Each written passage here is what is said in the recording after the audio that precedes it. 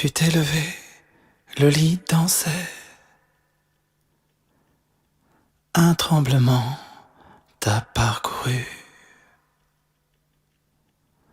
Encore faible, tu t'es rendu à ce travail qui te happait. On a cherché toute la journée. L'histoire que je vais vous raconter est celle d'une photo. Une photo vivante et animée prise le 3 juillet 2021. Un instantané qui dit tant de notre humanité telle qu'elle apparaît aujourd'hui. En pleine pandémie du Covid-19, la voilà qui se révèle dans sa plus grande fragilité. Comme un écho à ce que sont nos vies, remplies d'un réalisme dur et cruel parfois, d'inquiétudes profondes souvent, de découragement et de lassitude aussi. Autant de fragilité qui questionnent quel est le sens de tout ça, où se trouve l'horizon tant espéré. Ce 3 juillet 2021, au cœur de la ville de Nantes s'est érigé le village des fragilités.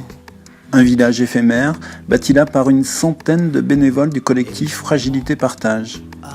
Un collectif qui regroupe pas moins de 70 associations humanitaires de la région nantaise. Ce village des fragilités vient en clôture du Printemps des fragilités, le festival Force Aimant Humain.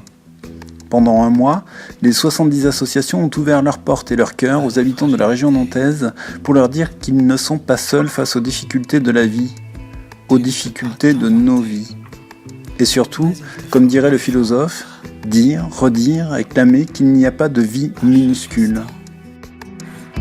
Donner le change, ne surtout pas laisser penser qu'elle te protège et qu'elle te guide, qu'elle t'empêche de te blinder. Le 3 juillet 2021, sur la grande scène du village des fragilités, se tient là debout un petit homme, que dis-je, un petit prince. Tout de rouge vêtu, avec ses deux chaussures différentes, tant ses pieds lui faisaient mal ce jour-là, Charles tient dans sa main un dessin. Le portrait d'une femme, derrière une vitre brisée qu'il a réalisée avec son père, témoignage d'une existence. Ce dessin, Charles en fera don à l'artiste nantais Dominique A, président du grand jeu concours du Printemps des fragilités et auteur de l'album La fragilité. La fragilité, comme un fil tendu au-dessus du vide sur lequel s'avance notre si belle humanité.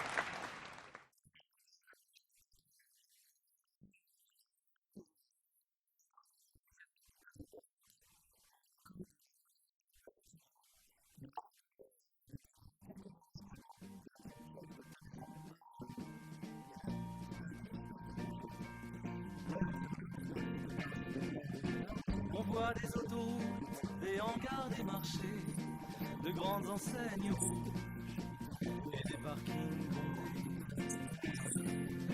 On voit des paysages qui ne ressemblent à rien, qui se ressemblent tous et qui n'ont pas de fin. Rendez-nous la lumière, rendez-nous la beauté, le monde était si beau et nous l'avons gâché. Rendez-nous la lumière, rendez-nous la beauté. Rendez-nous la lumière, rendez-nous la beauté. Les paroles de Dominique A remplissent le village des fragilités. Tout un symbole pour ce village qui, ce 3 juillet 2021, a mis la lumière sur les infinies parts de beauté de notre humanité, humanité mise à nu avec ses infinies parts de fragilité. Ben, ça faisait un moment qu'on l'attendait déjà. Avec le Covid, enfin il arrive le 3 juillet. Où est l'endroit où on se rencontre le plus? C'est la place du village. Dans cette grande et belle ville de Nantes, j'ai trouvé que c'était extraordinaire de pouvoir construire un village des fragilités, c'est-à-dire affirmer d'une certaine manière aussi que la fragilité a toute sa place dans la ville, non seulement comme un pis-aller, mais au contraire comme peut-être une condition pour que la ville ait vraiment une âme humaine. À l'échelle de Nantes, les machines de Lille, c'est la créativité. On invente, on rêve aussi. Tout le monde vient, les enfants, les parents, les grands-parents. Les enfants viennent faire du vélo le long de la Loire. Il y a ce manège aussi qui fait rêver. Il y a quelque chose de nouveau là, c'est que c'est un événement nantais. C'est un événement qui rassemblait 70 associations, ce qui était quelque chose de surprenant en soi, très diverses, des toutes petites associations, des grosses associations. J'aurais jamais pensé que les grosses associations particulièrement auraient cette attention pour les plus petites associations, et au contraire que les plus petites associations se laisseraient porter, encourager par les grosses associations. Moi, ce qui me fait grandir, ce qui m'enrichit, c'est de faire des belles rencontres et de voir qu'on n'est pas seul. Là, il y avait tout plein d'associations aussi, et il y avait pas mal de gens qui venaient. Et ça, c'est bien aussi Je pense que la solidarité, elle va venir petit à petit, mais elle va venir. J'y crois. Ce lieu a été incarné par les fragilités qu'on a apportées en construisant ce village avec tous ces stands qu'on a construits, toutes ces couleurs qu'on a amenées, tous ces profils, tous ces gens différents. Ça a pris possession du lieu, de cette place qui est devenue vivante, qui a pris vraiment une autre dimension ce jour-là.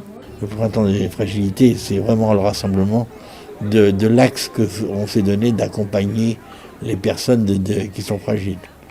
Et on était vraiment là, dans notre nid, quoi. C'était un vrai nid. Jamais j'avais ressenti ça sur un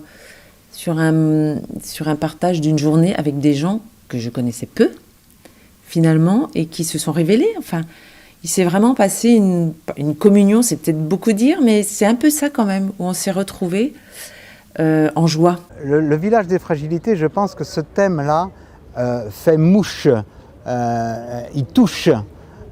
Parce que je pense d'abord qu'un artiste n'est véritablement artiste qu'à partir d'une brisure, d'une fêlure, il y a quelque chose de blessé dans le cœur, dans l'âme, mais il le transforme, il en fait du bien. Et ça passe à travers cette brisure, cette fêlure.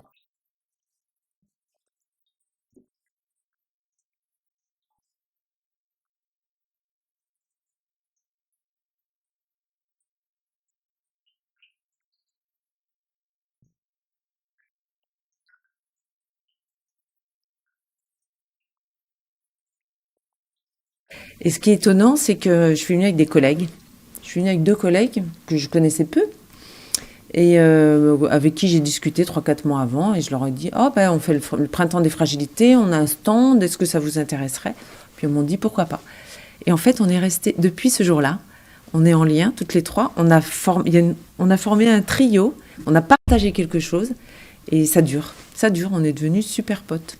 L'extraordinaire cadeau d'un village comme ça, c'est qu'il nous permet de réaliser qu'en nous aussi il y a ces fragilités et que c'est très important de les apprivoiser, que c'est important de les accueillir et de s'en faire des amis.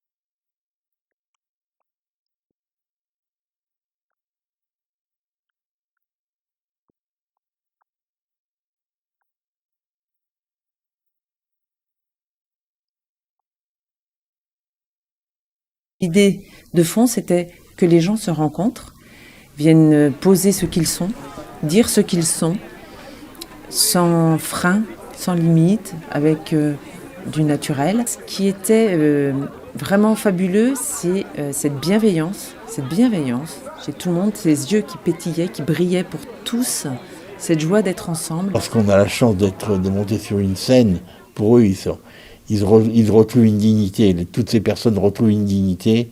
Ils peuvent chanter debout et non pas assis ou allongés. Au bord d'un trottoir, ils sont debout, bien fiers. Ils retrouvent leur dignité devant un public.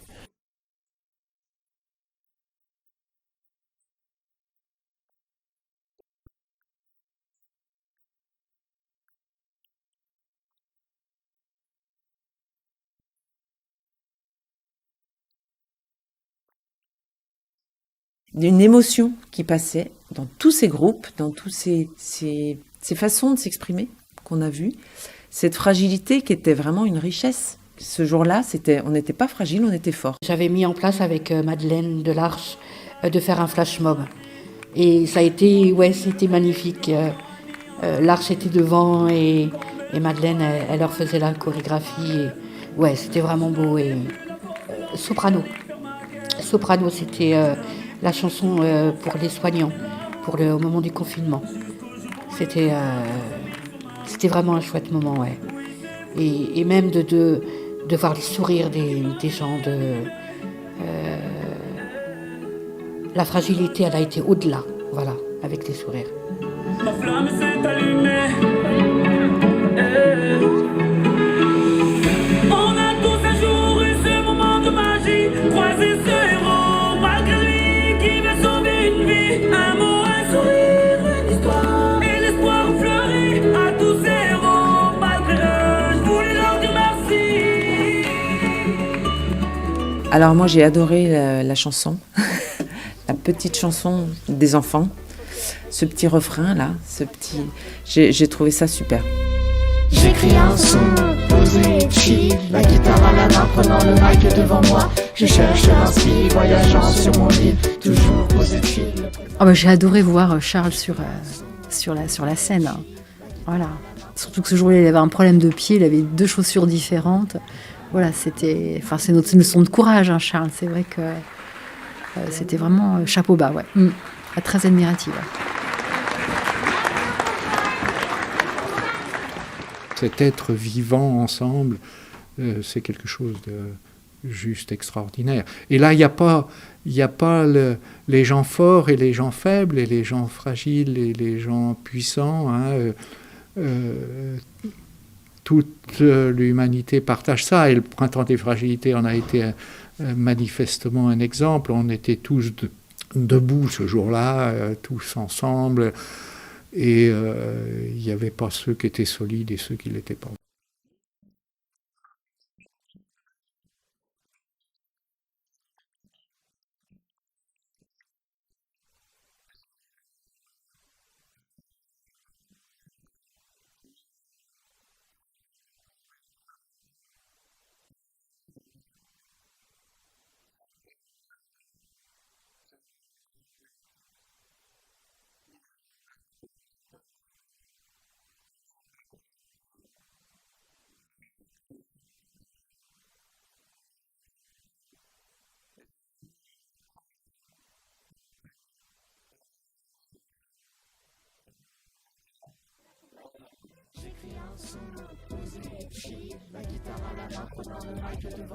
Je cherche l'inspi, voyageant sur mon lit, toujours posé chill, le présent revient à moi. J'écris un son, posé chill. L'humanité, aussi fragile qu'un fil tendu au-dessus du vide. Je suis toujours surpris par cette fragilité humaine. Où tout pourrait, quand on est en fragilité, on est un peu comme un équilibre, hein, sur un fil en fait. Et tout pourrait basculer. Moi, quand j'étais dans la rue, j'étais habillée comme ça. Je me lavais tous les jours. La seule différence, c'est qu'on voyait mes sacs. Donc on savait que j'étais dans la rue. Ouais, la dignité, on la perd quand on est dans la rue. Je dirais que la fragilité révèle des peurs si on n'a pas apprivoisé sa propre fragilité. Il faut de la force pour rester dans la rue. Et comme là, le matin, à chaque réveil, la première question qui nous vient, où est-ce qu'on va coucher ce soir. Toute la vie, c'est ça. C'est des fois du hasard ou des choix. C'est comme un aiguillage dans une gare, on ne sait pas où ça va. Hein. Oui, il y a des avancements, mais après, tout, il y en aura toujours. Mais il y a des gens qui sont bêtes, on va dire.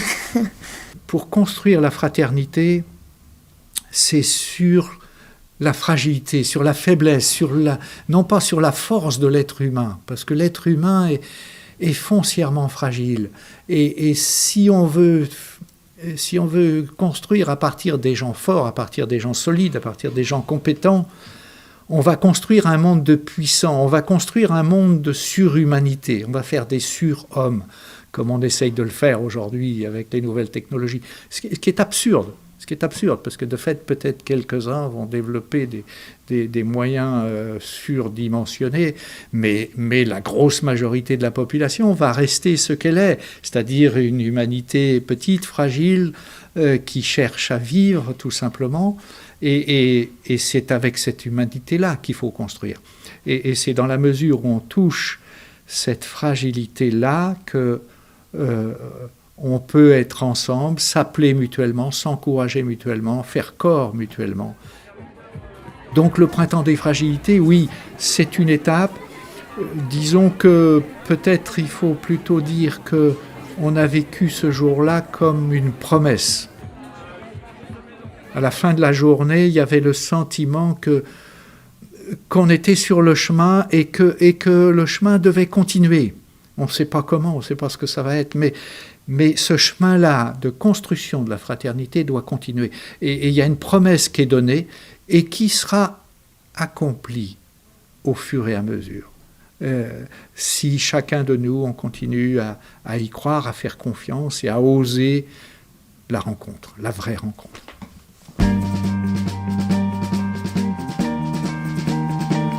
Le 3 juillet, un rendez-vous où chacun est appelé à faire une halte, à oser prendre le temps, malgré la course effrénée du monde, prendre le temps avec soi, avec les autres, et découvrir un nouveau monde des possibles, né de la véritable rencontre. On voit des paysages qui ne ressemblent à rien. Tout part de là, quoi, d'une rencontre. Les belles histoires, c'est toujours des rencontres. Hein. Avec la chanson, avec le côté artistique, la créativité, je rencontre aussi des personnes artistes, j'allais dire comme moi, qui viennent jouer à la rue. Et cette rencontre-là, quand je les rencontre, pour moi, c'est est-ce que je dirais magique, je ne sais pas comment dire ça, mais il y a quelque chose qui se passe, c'est lumineux, c'est éclatant. Alors, comment je suis arrivée à Lazare ? Vers le mi-octobre, j'étais hébergée à la maison de Rezé. J'avais fait le 115 et le directeur m'appelle un dimanche soir. Et il me dit, Freddy, donc tu es fatiguée, est-ce que tu connais Lazare ? Je lui dis non. Et j'ai accepté parce que ça me faisait un toit. Et ça fait 6 ans que je suis là et je ne regrette pas. Je pense que je suis rentrée dans la grande famille de Lazare. Ouais. Je fais des belles choses. Les colloques m'ont aidé à me remonter, ressourcer. Ils me font grandir, ils me font confiance. Je reprends confiance en moi. Je suis entrée dans la grande famille Lazare. L'histoire de Charles m'a transformé littéralement, a transformé notre famille de manière très significative. D'abord dans des rencontres exceptionnelles. Il a découvert le film Intouchable. Il l'a vu des dizaines de fois, vingtaines de fois. Et un beau matin, il nous dit comme ça, mais en fait, l'histoire de ce monsieur, elle existe, c'est une histoire vraie. Et il nous dit comme ça, mais j'aimerais bien rencontrer le vrai Philippe Pozzo di Borgo. Il dit, bon, Charles, on va essayer, et on a réussi. Et donc la rencontre a été, moi je dirais quasiment magique entre les deux personnages, entre le petit enfant et fragile et l'adulte d'âge mûr, aussi fragile. Et entre les deux, je sais pas, ils n'avaient même pas besoin de se parler, ça fait des étincelles dans les yeux, ça fait une alchimie, vraiment une alchimie. Et aujourd'hui, Charles, il est fier de dire que Philippe est son grand-père de cœur. Et Philippe a accepté que Charles, dans sa demande, il accepte bien sûr ce titre honorifique de grand-père de cœur. Donc c'était une très belle histoire.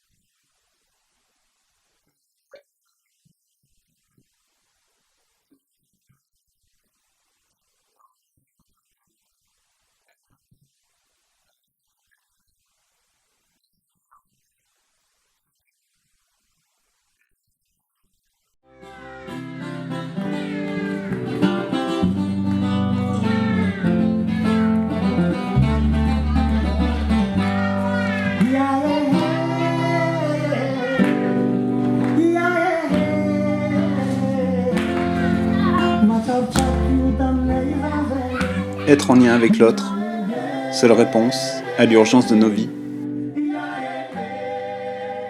Un jour, comme beaucoup de personnes que j'écoute qui vivent des choses quand même assez dures, violentes, mais que personne ne peut s'imaginer à quel point ce que l'on vit est compliqué. Un jour, on se dit, mais il faut que le monde sache. C'est tellement dur, difficile, c'est jamais gagné ce qu'on vit avec Charles. Hein. Jamais, jamais, jamais. Enfin, tous les matins, on se recolle devant une page blanche de la vie en se disant qu'est-ce qui va encore se passer, dans quel état on va être, quelles sont nos émotions du jour, quels sont les indicateurs de sa maladie. Donc quand tout va, tout est génial, mais il ne faut pas de grand-chose pour que du coup on revoie nos agendas, on abandonne un projet, et puis on est quand même toujours disponible à essayer de satisfaire Charles, sans oublier non plus son grand frère. Il y a aussi la solitude, parce que la solitude, c'est une des plus grandes précarités à l'heure actuelle. Il y a des gens qui meurent seuls, sans amis, sans rien, à part leur chien, c'est tout ce qu'ils ont. Ça veut dire aussi qu'aujourd'hui, il est urgent. Il est urgent d'être humain. Il est urgent d'accueillir les fragilités que nous avons en nous pour construire un monde où l'humain a pleinement sa place.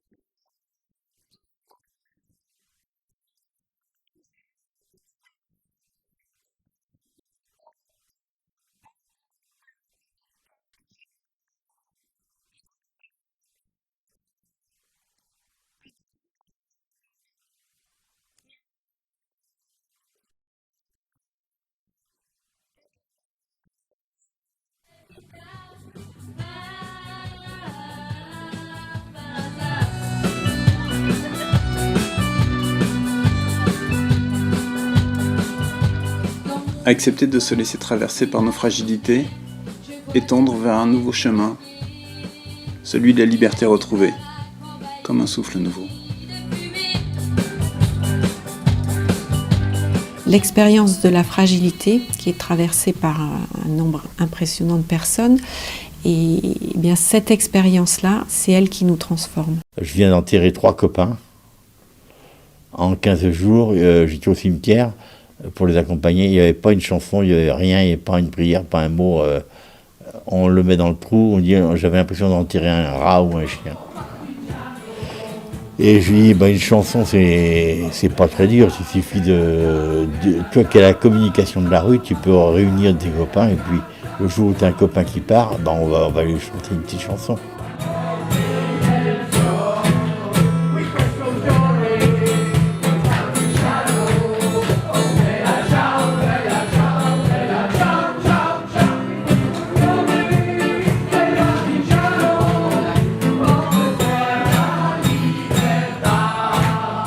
En 10 ans, on a 12 ou 13 ans, je ne sais plus, on a eu le droit, on a eu la chance de pouvoir accompagner des personnes décédées, donc environ 320, je crois.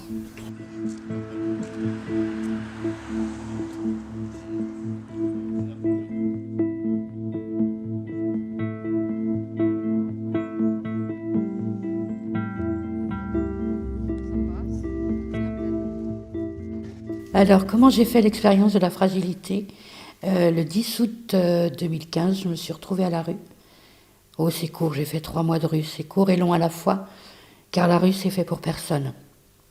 Mais alors que tout le monde peut y aller. La chute, elle est rapide. On s'en aperçoit pas. L'expérience de la fragilité me fait découvrir... Alors, c'est peut-être audacieux ce que je vais dire, je vais mettre des guillemets, mais la vraie vie. Et moi, j'ai pour habitude de voir pire. Donc, dans ma tête, je me disais, il y a pire que moi. Même, il y a des copains que je voyais qui étaient à la halte, qui se droguaient, qui buvaient. Moi, j'ai bu aussi, parce que dans la rue, on boit. Enfin, moi, j'ai bu pour oublier et pour me réchauffer. Mais bon, le lendemain matin, ça revient. Donc, c'est une chaîne sans fin. Et que cette fragilité n'est pas quelque chose qu'il faut fuir, quelque chose qui nous dévalorise ou qui nous rendrait inhumains. Au contraire, c'est à condition d'accueillir cette fragilité qui est en chacun qu'on peut être vraiment humain. Toucher à l'expérience de la fragilité, c'est pas si facile que ça d'en parler. C'est toucher les limites de l'être humain, toucher les limites de l'angoisse, toucher les limites de la vie, de la mort. C'est toucher l'extrême de la solitude, de l'isolement. Et faire l'expérience que, ayant touché ces limites, on a peur de toucher ces limites, on a peur de les approcher, parce que c'est dangereux, on préfère fuir, on est comme devant un mur et on a l'impression qu'il vaut mieux faire demi-tour ou qu'il vaut mieux contourner par la droite ou par la gauche. Mais quand on est devant le mur, souvent on n'a comme pas le choix. Il y a un moment où on n'a plus le choix, il faut rester là. Et quand on reste là, il arrive quelque chose de surprenant pour beaucoup, pas pour tous. Mais pour beaucoup, c'est qu'il y a quelque chose qui, à ce moment-là, c'est comme si, brusquement, le mur s'effaçait, ou comme si on faisait une traversée. On arrive sur une autre rive, on arrive sur un ailleurs qui est une forme de liberté intérieure, une forme de lumière, les relations deviennent libres.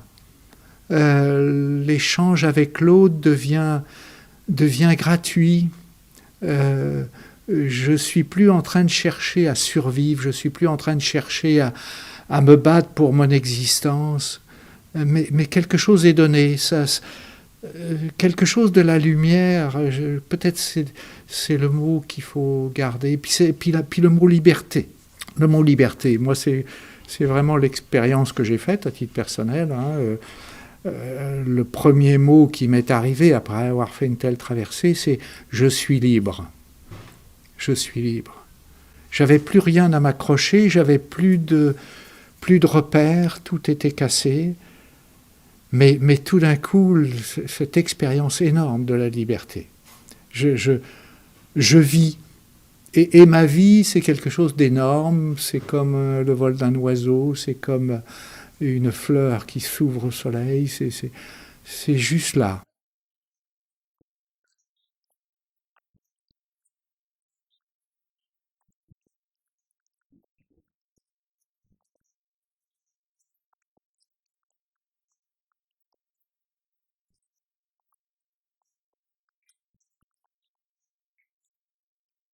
Je dis ça avec humilité et modestie parce que je sais que certains sont restés devant le mur. Et pourquoi, je ne sais pas. Cette expérience de la fragilité est surtout une expérience du drame. C'est l'expérience de l'impossible, c'est l'expérience de l'angoisse dont on ne sort pas, qui se démultiplie.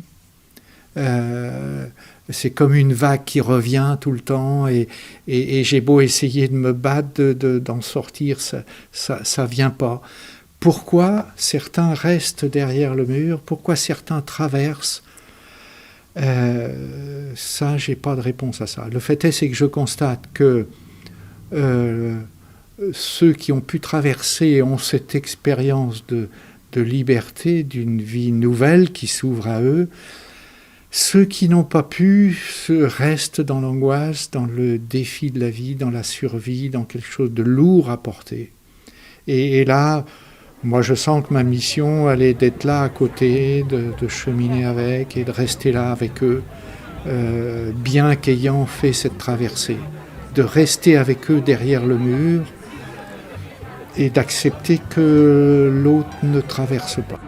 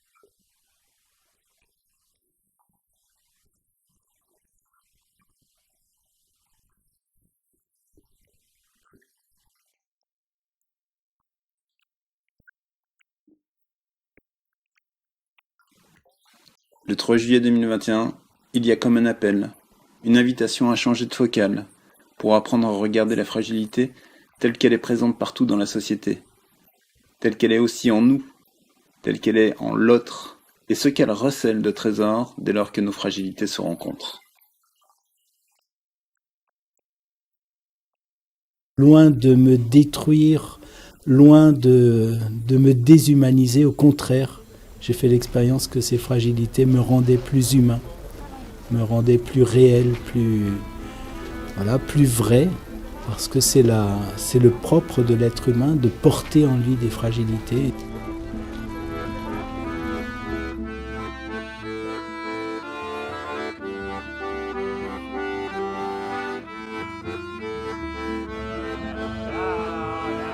C'est la dignité que j'adore chez eux, c'est que quand on les voit dans la rue, c'est les personnes que personne ne regarde, et là ils se retrouvent regardés, ils sont dans un élément qui leur redonne leur fierté, etc. Et puis ils sont debout, bien droits à chanter devant. On a besoin de temps pour vivre la rencontre vraie, quoi, celle qui nous permet d'aller vraiment découvrir l'autre dans toutes ses richesses. Alors, ça n'existe pas, mais que les parents et que l'éducation nationale, donc que dans les écoles, tout ça, sensibilisent plus sur les handicapés. Et que même qu'il y a des handicapés qui viennent témoigner pour venir se présenter, quoi. Parce que quand tu parles de quelque chose, des fois pour les enfants, c'est pas facile de se projeter.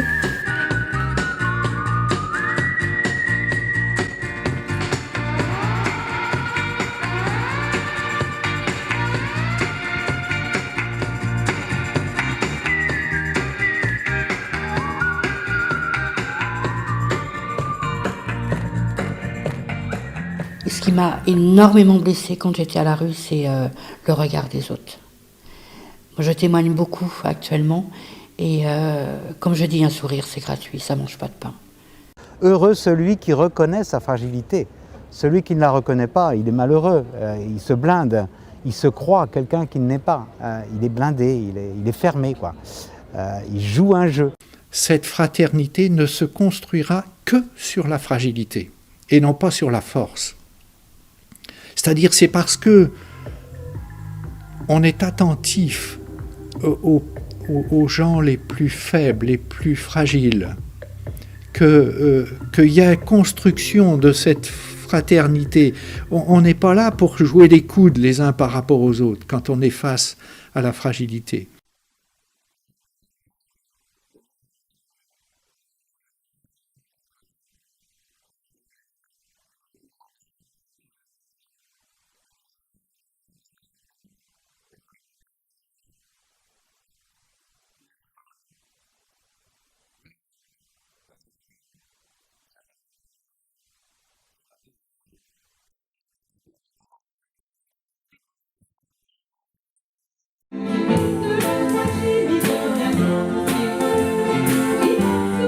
Lorsque l'amour, celui qui s'écrit sans calcul, juste avec un grand A majuscule, lorsque l'amour devient le moteur de l'action.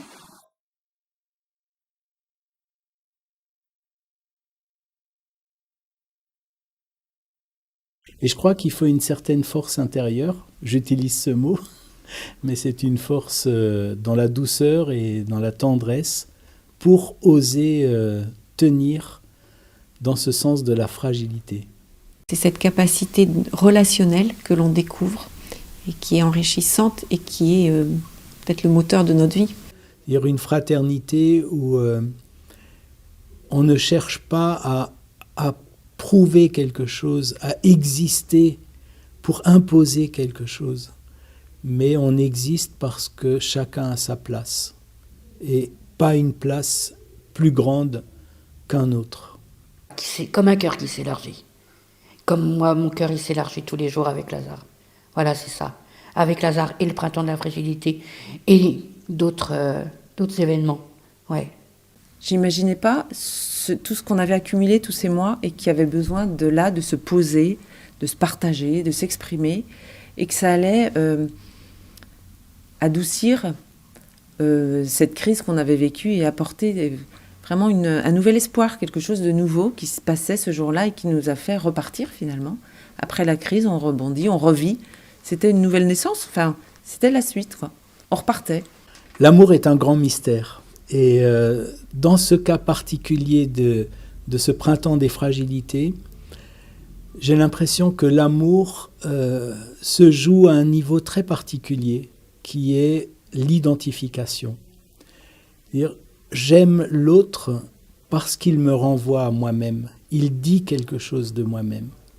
Et cet amour, moi, je l'exprimerais plutôt avec un autre mot qui est la solidarité. C'est la reconnaissance que la vie, c'est énorme. La vie, c'est un cadeau incroyable. C'est juste étonnant d'exister, d'être là, de parler, de rencontrer, d'échanger, de se réjouir, de marcher seul, marcher avec les autres. C'est d'où vient ce cadeau? Pourquoi ce cadeau? On n'a pas trop de réponses là-dessus.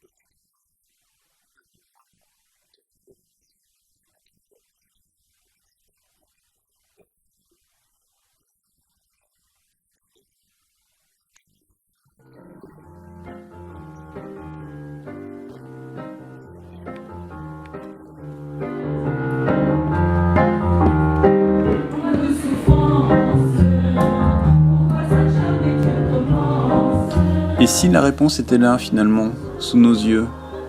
Et si nous choisissions d'accepter la vie telle qu'elle nous est offerte, telle qu'elle nous est donnée, dans un chemin d'altérité avec nous-mêmes, avec les autres, pour poursuivre l'œuvre et simplement bâtir cette belle humanité fragile.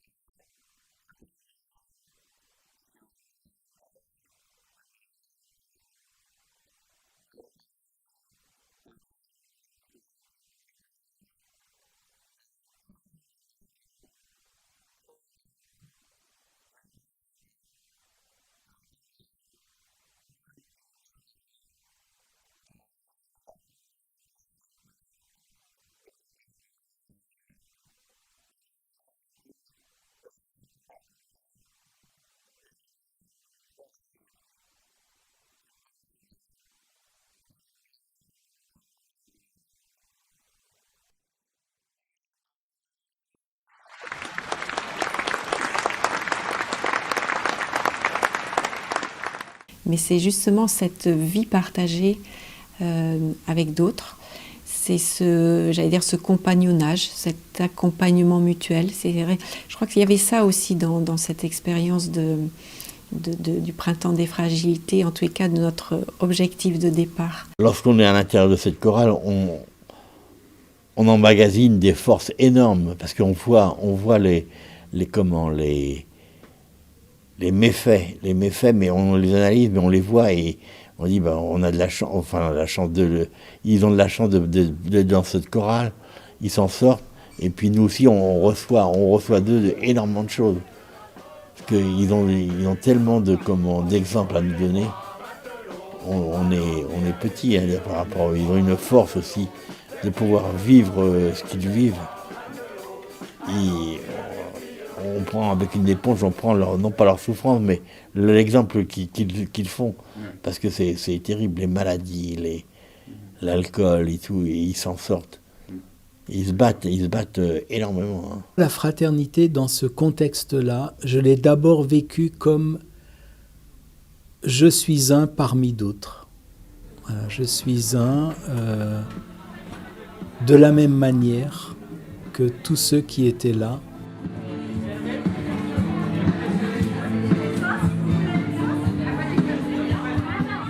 Il faut travailler à cette unité de l'humanité, à cette communion de l'humanité, parce que c'est vital pour chacun de nous. Et on voit bien à chaque fois qu'il y a des divisions, à chaque fois qu'il y a des guerres, c'est tout un pan de l'humanité qui s'écroule. Et qu'on a besoin de sentir qu'on est un, et qu'on soit africain, qu'on soit chinois, qu'on soit américain, qu'on soit français, qu'on soit jeune, enfant, bébé, ou qu'on soit vieillard. On est tous appartenants à cette même humanité. Et cette humanité-là, elle est sacrée. Elle est sacrée, absolue. T'ai-je dit, petit prince, ce tour de passe-passe, lorsque la magie opère? Le slogan du village des fragilités ou du printemps des fragilités, c'est « force, aimant, humain ». L'adverbe « forcément », nous l'avons décomposé pour laisser émerger la force motrice et le verbe « aimer ». L'amour comme un aimant qui va et qui vient, qui donne et qui reçoit. Ce 3 juillet 2021, petit bonhomme, l'humanité s'est donnée telle qu'elle est. Elle a reçu aussi ce qu'elle est. Comme un moment de vérité sur un joli fil tendu.